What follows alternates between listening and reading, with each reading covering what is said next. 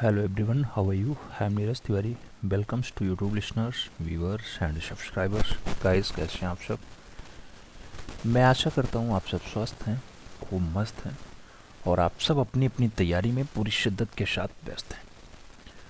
तैयारी आप टीजीटी की कर रहे हैं, पीजीटी की कर रहे हैं या फिर एलटी ग्रेड की कर रहे हैं,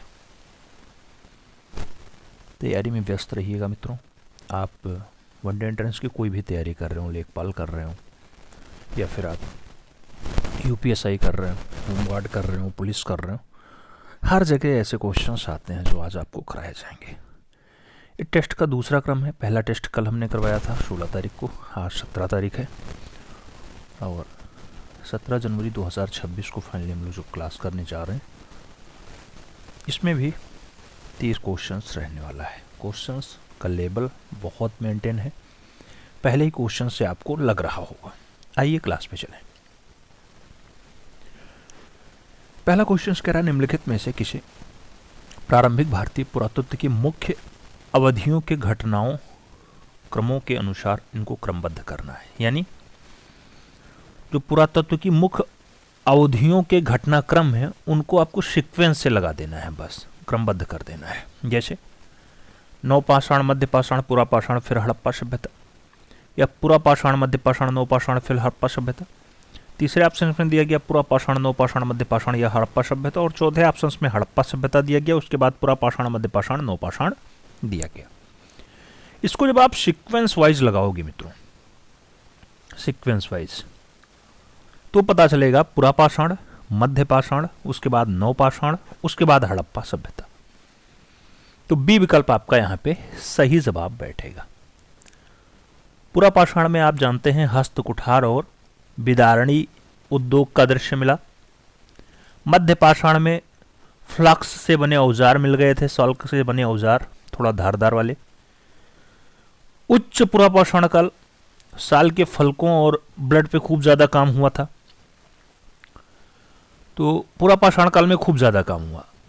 मध्य पाषाण काल आप जानते ही हैं, मध्य पाषाण काल में आपका औजार थोड़ा सा मेंटेन हो गया था, थोड़ा सा धारदार हो गया था. और नवपाषाण काल में तो मिट्टी के बर्तन से लेकर के और जो है कृषि का साक्ष्य भी मिला है. तो इस टाइप से बी विकल्प आप सही जवाब बनाओ.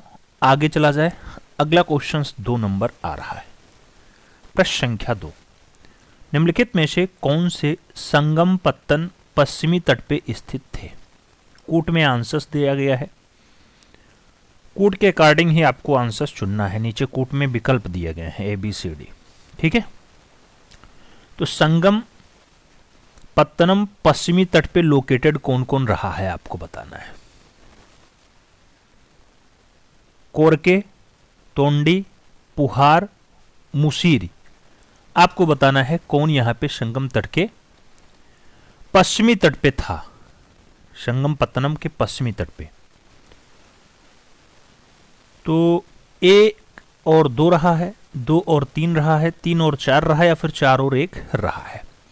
जब इस पे आप गौर करोगे तो संगम काल के पश्चिमी तट पे जो आपको बंदरगाह दिखेगा वो बंदरगाह आपका तोंडी और मुशीरी रहेगा. यानी सी विकल्प आपका यहां पे गोला बैठेगा. सी इज द राइट आंसर बनाना होगा. अगला क्वेश्चन 3 नंबर आता है. चीनी लेखक भारत का उल्लेख किस नाम से करते हैं. फोक क्योंग किंग, सी यू की, यिंतु, सिंकिया पोनो. चीनी लेखक भारत का उल्लेख किस नाम से करते हैं मित्रों. तो सी यूंग की वैनसांग की यात्रा का विवरण है, सी यूंग की. तो यहां जो सही जवाब बैठेगा, वैसे तो भारतीय लेखक आप भी जानते हैं कि यिंतु के नाम से इसका संबोधन करते हैं. भारत का उल्लेख यिंतु के नाम से करते हैं. फारसी में हिंदू इंडोस के नाम से लिखते हैं. क्या नाम से? इंडोस नाम से लिख देते हैं. तो प्राचीन काल में ऐसे ऐसे नाम चले हैं. आगे 4 नंबर क्वेश्चन पे चला जाए. निम्नलिखित में से कौन सी इल्तुतमिश के राज्यकाल में सल्तनत की राजधानी थी. आगरा रही, बदायूं रही, लाहौर रही या फिर दिल्ली रही. इल्तुतमिश के टाइम पे सल्तनत की राजधानी क्या थी. तो इल्तुतमिश के टाइम पे दिल्ली राजधानी रही है. कुतुबुद्दीन ऐबक के समय सल्तनत की राजधानी लाहौर थी. ऐबक की मृत्यु के पश्चात इल्तुतमिश 1210 के आसपास ये गद्दी पे बैठता है और लाहौर से दिल्ली स्थानांतरित कर लेता है। ठीक है। और डॉक्टर आरपी त्रिपाठी जी की एक पुस्तक आती है, तो उसमें इल्तुतमिश को दिल्ली सल्तनत का वास्तविक संस्थापक भी कह दिया जाता है। आगे चला जाए, 5 नंबर क्वेश्चंस आपके स्क्रीन पे है। बेरोजगारों के सहायतार्थ दिल्ली के निम्नलिखित सुल्तानों में से किसने रोजगार कार्यालय की स्थापना की थी? बलबन ने, अलाउद्दीन खिलजी ने, मोहम्मद बिन तुगलक ने या फिर फिरोज शाह तुगलक ने? सभी विकल्पों पे अगर गौर किया जाए तो फिरोज शाह तुगलक सही जवाब यहां पे बैठेगा। फिरोज तुगलक रोजगार दफ्तर एस्टेब्लिश करता है। आगे 6 नंबर क्वेश्चन आता है, बहुत प्यारा प्रश्न है। आपसे कह रहा है कृष्णदेव राय ने किस नगर की स्थापना की? वारंगल, उदयगिरी, नागलापुर, चंद्रगिरी? कृष्णदेव राय ने कौन सा नगर एस्टेब्लिश किया? विकल्पों पे आप गौर करेंगे तो नागलापुर सही जवाब बैठेगा। नागलापुर तुलु वंश का शासक है ये कृष्णदेव राय, याद रखिएगा। ये 1509 से 1529 तक शासन करता है, 1529 तक। आगे चलें, 7 नंबर क्वेश्चन आता है। सूची 1 सूची 2 मिलान करना है। अधिकारियों के नाम दिए गए हैं, वित्तीय कर्तव्य दिया गया है, उसके बाद उनको आपसी मिलान के साथ मेंटेन करना है। तो दीवाने तान की अगर बात आती है, दीवाने तान जागीर और वेतन देखना उसका कार्य रहा है। दीवाने तान का जागीर और वेतन देखना 3 नंबर पे पहला का मिलेगा। मुस्तारफी की अगर बात करती है तो राज्य की आय व्यय का निरीक्षण जो है करना उसका काम रहा है। तो राज्य की आय व्यय का निरीक्षण करना मुस्तारफी का काम रहा है। और मुशरिफ का अगर देखा जाए तो मुशरिफ कार्यालय को संभालने का काम करते थे, यानी सी का पहला विकल्प जाएगा। और वाकियान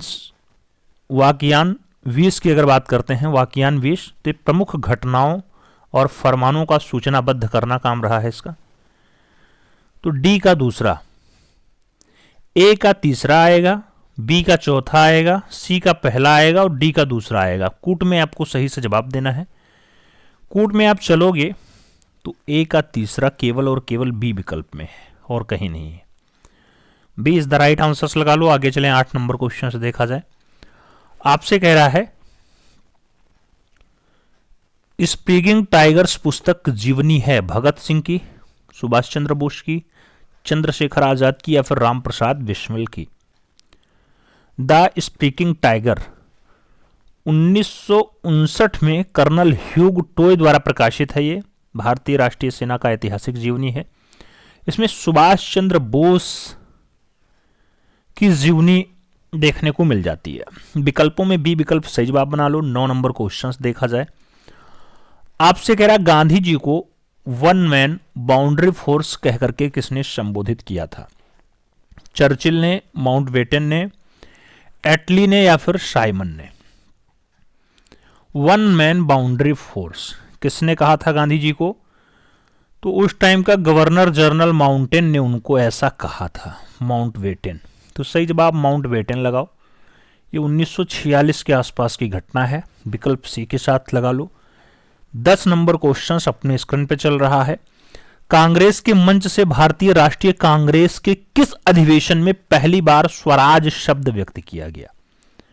बनारस अधिवेशन 1905, कलकत्ता अधिवेशन 1906, सूरत अधिवेशन 1907 या फिर इनमें से कोई नहीं। कांग्रेस के मंच से भारतीय राष्ट्रीय कांग्रेस के किस अधिवेशन में पहली बार स्वराज शब्द यूज किया गया? तो आप भी जानते हैं 1906 का यह अधिवेशन होता है। 1906 सही जवाब बैठेगा। बी विकल्प राइट आंसर चुनना है। कथन और कारण में फिर से आपको फंसाने का प्रयास किया जा रहा है। पहले कथन पढ़ लो। पश्चिमी घाट की नदियां डेल्टा का निर्माण क्या है, करती हैं? नहीं करती हैं भैया, निर्माण नहीं करती हैं, ऐसा बिल्कुल सही है। कारण दिया गया वे छोटे मार्ग से तीव्र गति से कड़ी यानी कठोर चट्टानों के ऊपर से प्रवाहित होती हैं, ऐसा भी है, ऐसा भी है। कूट के अकॉर्डिंग अगर आंसर्स देखा जाए, ए और आर दोनों सही है तथा आर ए की सही व्याख्या भी है। तो हाँ, बिल्कुल सही व्याख्या है। पश्चिमी घाट की नदियां डेल्टा नहीं बनाती हैं, वे छोटे मार्गों से तीव्र गति से चट्टानों को काट करके निकलती हुई चली जाती हैं। जैसे नर्मदा को आप देख लीजिए, मां नर्मदा। सही जवाब फर्स्ट के साथ लगा लो। अगला क्वेश्चन 12 नंबर आता है, 12 नंबर। कोपेन की जलवायु वर्गीकरण की योजना के अनुसार आंध्र स्थितियों को प्रदत्त किन विकल्पों द्वारा वर्णित किया जा सकता है? कोपेन की जलवायु में जर्मन के जलवायु वेदता है मित्रों कोपेन, और 9 भागों में विभाजित किया था 1918 में इसे संशोधित करके, और ज़्यादा संशोधन 1936 में किया गया। वर्गीकरण के आधार पर अगर चलोगे तो वार्षिक और मासिक औसत तापमान होता है, फिर वर्षा की मात्रा होती है, फिर स्थानीय वन स्थिति होती है। तो इसको अगर क्रम वाइज आप लगाओगे, लंबा क्वेश्चन बन रहा है, तो क्रम वाइज क्या लगा पाओगे? कूट में आंसर्स हैं ABCD में, ABCD E और H में विकल्प दिया गया है। इधर आप देखना इनको किस सीक्वेंस में आप लगा सकते हो। उष्णकटिबंधीय, उष्णकटिबंधीय जलवायु A नंबर पे आता है, ये पहले नंबर पे रहेगा, ठीक है। उसके बाद आएगा शुष्क जलवायु, उसके बाद शुष्क जलवायु 2 नंबर पे रहेगा। उसके बाद आता है गर्म जलवायु, उसके बाद आता है हिम जलवायु। गर्म जलवायु, हिम जलवायु कहीं है, गर्म जलवायु और हिम जलवायु, गर्म जलवायु और हिम जलवायु। शीत जलवायु दिया गया है यहाँ पे, हाँ 3 नंबर पे ही आ जाएगा, गर्म जलवायु फिर हिम जलवायु। उसके बाद बर्फीली जलवायु, बर्फीली जलवायु यानी इसके वर्गीकरण का आधार जो है वही है, ऊपर उष्ण आएगा, फिर शुष्क आएगा, फिर गर्म आएगा, फिर हिम आएगा, फिर बर्फीली जलवायु आएगा। इनका जो डिटेल्स चल रहा है, और इसमें अगर वर्गीकरण करोगे आप तो गर्म जलवायु पहले आएगा, शीत जलवायु 4 नंबर पे जाएगा, और नहीं 4 नंबर पे नहीं जाएगा भाई, गर्म जलवायु यहाँ विकल्प में ही नहीं दिया गया, ये 3 नंबर पे जाएगा। उसके बाद उच्च भूमि 4 नंबर पे जाएगा। तो इसका जो विकल्प बैठेगा बी विकल्प सही जवाब बैठेगा। 1, 2, 5 और 4, 5 और 6, सॉरी 5 और 6 सही जवाब बी के साथ बैठेगा। इनका थोड़ा डाटा लंबा है, ABCD, EF, GH में खूब ज़्यादा। जैसे उत्तर प्रदेश में है गर्म ग्रीष्म दिए, फिर शीत ग्रीष्म दिए, उसको सीक्वेंस वाइज कोई मौसम शुष्क नहीं है, फिर ऐसे कोड में लिखे हैं। ए में ग्रीम और शुष्क जैसे 22 डिग्री टेम्परेचर के आसपास है, फिर सी के साथ शीतल और ग्रीष्म के साथ अधिक ठंडा। ऐसे एफ में कोई नहीं शुष्क मौसम है। डब्ल्यू में ये शीत ऋतु और जो है मौसम को मेंटेन करते हैं, शीतु मौसम को। तो ऐसे एम तक जाते हैं, मानसून शुष्क मौसम की अल्पावधि, यहाँ तक चलते हैं। थोड़ा सा लंबा डाटा है, देखने पर समझ में आएगा। आगे 13 नंबर प्रश्न सॉल्व करते हैं। निम्नलिखित में से कौन सा प्रमुख काजू उत्पादक राज्य है? गोवा, केरल, महाराष्ट्र, कर्नाटक। काजू उत्पादक राज्य में जो पहला स्थान आएगा विकल्पों के अकॉर्डिंग, वो कौन आएगा? पहले नंबर पे प्रथम राज्य तो आंध्र प्रदेश है, दूसरे नंबर पे उड़ीसा है, तीसरे नंबर पे कर्नाटक है। विकल्पों के अकॉर्डिंग अगर देखोगे तो 2021 के आंकड़े के अनुसार काजू उत्पादन में पहला राज्य आंध्र प्रदेश है। आंध्र प्रदेश विकल्प में नहीं दिया गया है, उड़ीसा विकल्प में नहीं दिया गया। अब उड़ीसा के बाद कर्नाटक आता है, तो यहाँ कर्नाटक सही जवाब बैठेगा। ठीक है, सही जवाब डी के साथ लगाओ। 14 नंबर प्रश्न पे चलते हैं। भारत की निम्नलिखित फसलों में से किस फसल के अंतर्गत उसके शुद्ध सकल कृषि क्षेत्र के संचित क्षेत्र का सर्वाधिक प्रतिशत है? गेहूं, तिलहन, चावल, गन्ना। सकल कृषि क्षेत्र के संचित क्षेत्र का सर्वाधिक प्रतिशत है, तो सही जवाब गन्ना बैठेगा। राइट आंसर आप डी के साथ लगा लो, नकदी फसल। सबसे ज़्यादा गन्ना लोग लगाते हैं, फिर गेहूं, चावल, उसके बाद तिलहन। 15 नंबर क्वेश्चंस देखें। सूची 1 सूची 2 मिलान करना है। खनन क्षेत्र है और खनिज का विकल्प दिया गया है। आपको बताना है कौन सा विकल्प यहाँ पे फिट बैठ रहा है। यहाँ जो ऑप्शंस दिए जा रहे हैं, गुरु महिसानी तो लौह अयस्क के लिए जाना जाता है, और तलचीर की बात आती है कोयला के लिए जाना जाता है। जादूगोड़ा की अगर बात करते हैं यूरेनियम के लिए है, और जावर की बात करें तो ये जस्ता के लिए है, जावर। तो यहां जो राइट आंसर बैठेगा सी विकल्प के साथ बैठेगा, सी इज द राइट आंसर, लगा लो। 16 नंबर प्रश्न देखा जाए, निम्नलिखित राज्यों को 2011 की जनगणना के अनुसार नगरीकरण के अवरोही क्रम में व्यवस्थित करिए, और राज्यों के नीचे दिए गए कोड का सही उत्तर भी आपको लगाना है। राज्यों के नगरीकरण के हिसाब से अगर लगाया जाए तो सबसे कम तो गोवा का रहेगा, गोवा में लगभग 62% लोग नगर में रहते हैं। उसके बाद मिजोरम में आएंगे तो 52% के आसपास लोग रहते हैं। उसके बाद तमिलनाडु में आएंगे 48% के आसपास, केरला में 47% के आसपास। तो विकल्प यहाँ फर्स्ट के साथ बैठेगा, ए इज द राइट आंसर लगाना होगा। आगे चलें, 17 नंबर क्वेश्चन आता है, पूछ लिया गया निम्नलिखित में से किस राज्य में 2011 की जनगणना के अनुसार 10 लाख प्लस के नगरीय समूह नहीं है। हरियाणा, उड़ीसा, जम्मू कश्मीर, झारखंड। कहाँ पे 10 लाख की जनसंख्या वाले समूह नहीं पाए जाते हैं? तो आप देखोगे ढंग से तो यहाँ पे उड़ीसा सही जवाब बैठेगा। उड़ीसा में 10 लाख आबादी वाले नहीं हैं, ठीक है। जो 10 लाख आबादी वाले 6-7 नगर हैं वो यूपी में हैं, मैक्सिमम यूपी में हैं। आगे चलते हैं, 18 नंबर क्वेश्चन आता है, बहुत प्यारा प्रश्न है। निम्नलिखित में से कौन कीटों से प्राप्त नहीं होता है? रेशम, लाख, शहद, मोती। कीट से प्राप्त नहीं होता मोती। विकल्पों में डी विकल्प लगाओ। मोल्टस प्राणी है मोती, आप जानते हैं, कीट से नहीं बनता है। जीवों का नाम पर्ल ऑस्ट्रेडर है, समुद्री जीव होता है, वैज्ञानिक नाम पिंग टांडा वोल्गोरिस है।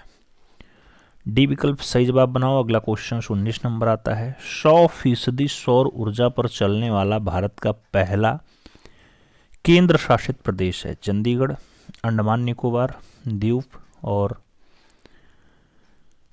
द्वीप के साथ पुडुचेरी का विकल्प दिया गया। 100% सौर ऊर्जा से चलने वाला द्वीप है, द्वीप। 2018 में ये क्षमता हासिल कर लिया था, और इसमें सौर ऊर्जा से कुल 13 मेगावाट विद्युत ऊर्जा उत्पादन करता है। आगे चलें, 20 नंबर प्रश्न आता है, निम्नलिखित देशों में से किसमें पाम्पस घास का मैदान है? अर्जेंटीना है, चिली है, ब्राज़ील है, और इक्वाडोर है। मित्रों, पाम्पस आप भी जानते हैं अर्जेंटीना में है, सही जवाब फर्स्ट के साथ लगाओ। 21 नंबर क्वेश्चन पे चलें, सूची 1 सूची 2 मिलान करना है। घास के समूह हैं, उधर मैदान दिया गया है, इनको आपको ढंग से मिलान करना है, फिर बताना है कौन सा सही है। स्टेपीज की अगर बात आती है, यूरोप का है स्टेपी, और प्रेरी की अगर बात आती है, प्रेरी उत्तरी अमेरिका का है प्रेरी। जब वेल्ड की बात आती है, दक्षिणी अमेरिका लगा लो वेल्ड, और लानूस की अगर बात आए या ग्रान चाओ की बात आए तो ये दक्षिणी अमेरिका लगाओ। लानूस यहाँ पे बेल्ट के लिए दक्षिणी अफ्रीका होता है, बेल्ट दक्षिणी अफ्रीका का है। दक्षिणी अफ्रीका यहाँ नहीं लिखा है, अफ्रीका लिखा है, तो विकल्प अफ्रीकम लगेगा। डी का दूसरा बैठेगा, ए का चौथा, डी का दूसरा, और बी स्टेपी। स्टेपी आप भी जानते हैं यूरोप का है, तो बी का तीसरा लगेगा, यानी ए विकल्प आपका यहाँ पे सही जवाब बैठ रहा है। सामना उत्तरी अफ्रीका का है। आगे चलते हैं, 22 नंबर क्वेश्चन आता है, पूछा गया भारतीय राज्यों में मुद्रा बिल होने के लिए एक बिल को कौन प्रमाणित करता है? राज्य विधानसभा का अध्यक्ष, राज्य वित्त मंत्री, राज्य का राज्यपाल, या फिर उच्च न्यायालय के मुख्य न्यायाधीश। राज्यों में मुद्रा बिल होने के लिए बिल को कौन प्रमाणित करेगा कि ये मुद्रा बिल है? तो विधानसभा अध्यक्ष यह तय करता है। कि मनी बिल है या मुद्रा बिल है। और जब केंद्र सरकार की बात आएगी तो लोकसभा अध्यक्ष कर देगा। ठीक है, सही जवाब फर्स्ट के साथ लगा लो। आगे चलें, 23 नंबर क्वेश्चन आता है, पूछा गया चुनाव आचार संहिता के अनुसार चुनावों के समय किसका निषेध है। चुनाव के समय किसका निषेध है? तो घृणाजनक भाषा और पुतला जलाना, इसका भी निषेध है। प्रचार के लिए सरकारी मशीनरी का उपयोग, ये भी गलत है। निर्वाचन अधिकारियों का स्थानांतरण, ये भी नहीं कर सकते आप, यानी सभी निषेध हैं। डी विकल्प आपको चुनना होगा। आगे 24 नंबर जो चलते हैं, पूछा गया किस वर्ष में संविधान का संशोधन सर्वप्रथम किया गया था। 1947 में, 1953 में, 1951 में या फिर 1957 में? तो साल 1951 में सबसे पहले संसद में पहला संशोधन हो गया था। राज्यसभा अस्तित्व में नहीं थी। उसके बाद अब संविधान का कई संशोधन हो चुका है, 103, 4, 5 बहुत सारे संशोधन हो चुके हैं। आगे 25 नंबर क्वेश्चन आ रहा है, ध्वनि का किस माध्यम से गमन नहीं होता है? पानी में, हवा में, इस्पात में या फिर निर्वात में? ध्वनि कहाँ पे नहीं जा सकती, कहाँ पे गमन नहीं होता मित्रों? तो निर्वात में ध्वनि नहीं जाती है। ठीक है, सही जवाब डी के साथ लगा लो। 26 नंबर क्वेश्चन देखा जाए, 26 नंबर कह रहा है निम्नलिखित में से किसकी कमी के कारण पेलाग्रा नामक बीमारी होती है? B3, B2, B1 और B6 का नाम दिया गया। Pellagra, pellagra, vitamin B3। सही जवाब फर्स्ट के साथ लगाओ, ए इज द राइट आंसर्स बनाओ। 27 नंबर क्वेश्चन देखा जाए, कह रहा है भ्रूण के किस चरण में शरीर के सभी अंगों की पहचान की जाती है? जाइगोट में, फीटस में, एम्ब्रियो में या फिर ओवम में? भ्रूण के किस चरण में? तो फीटस में, फीटस, भ्रूण चरण में शरीर के सभी अंगों की पहचान हो जाती है फीटस में। सी विकल्प राइट आंसर्स बना लो। 28 नंबर क्वेश्चन से देखा जाए, ऋण पर उधार देने के लिए एक आदमी के पास 32,000 रुपये हैं।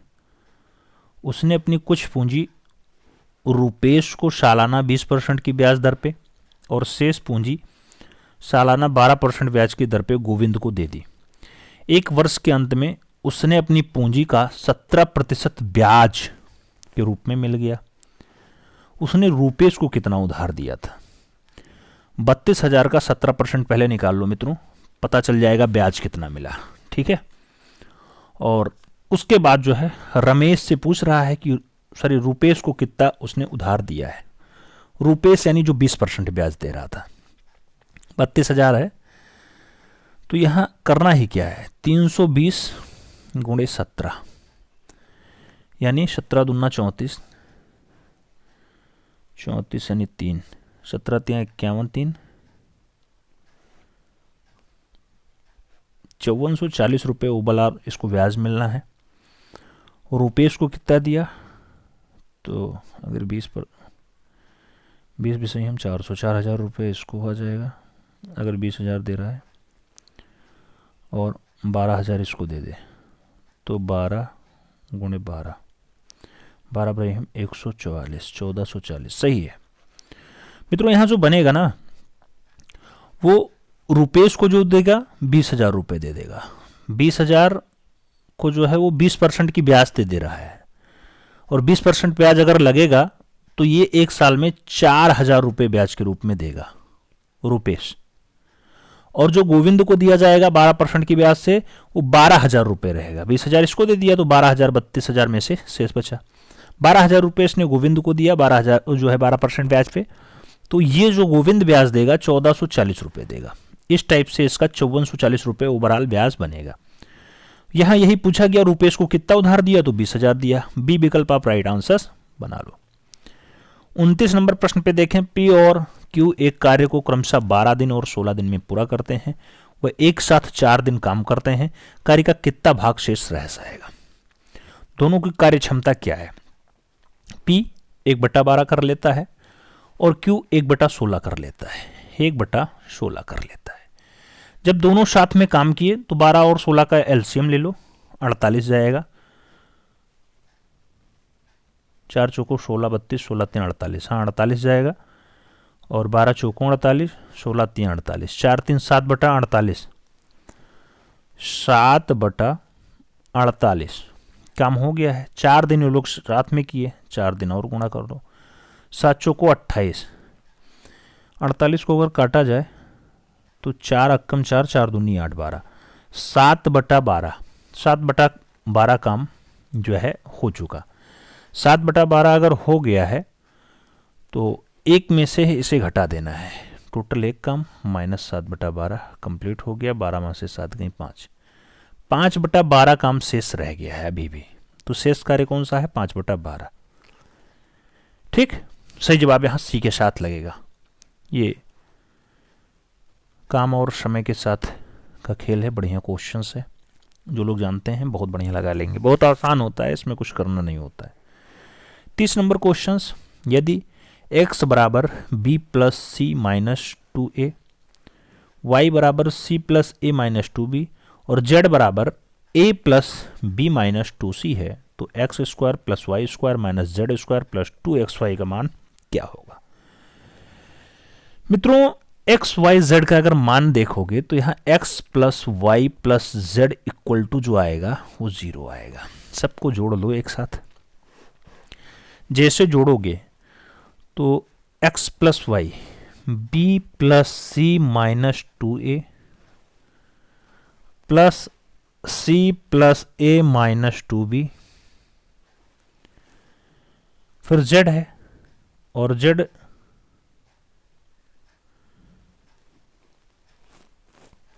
Plus a plus b minus 2c equal to क्या जा रहा है? 0 जा रहा है। और जो यहां वैल्यू दी गई है इसका मान क्या हो रहा है? इसका मान जो आगे वैल्यू बन रहा है ये x plus y plus z equal to 0 का ही वैल्यू लिखा हुआ है। ठीक है, यहां x square plus y square minus z square दिया गया। अब इसका स्क्वायर करना है आपको, इसका स्क्वायर, तो यहाँ बी स्क्वायर प्लस सी स्क्वायर, उसके बाद माइनस माइनस प्लस होगा, 4a स्क्वायर आएगा। ऐसे जब खोलते जाओगे लंबा तो ये लास्ट में 0 बनेगा मित्रों। ठीक है, थोड़ा सा स्पेस कम है, नहीं पूरा सॉल्व किया जाता। तो इसका जो ओवरऑल वैल्यू आएगा ये 0 आएगा, क्योंकि x plus y plus z equal to 0 आता है। सही जवाब फर्स्ट के साथ बनेगा। तो इस टाइप से आपने 30 क्वेश्चंस देखे। उम्मीद है सभी प्रश्न समझ में आए होंगे। कितने क्वेश्चंस आप लोग सही कर पाए हैं ईमानदारी पूर्वक बताइएगा।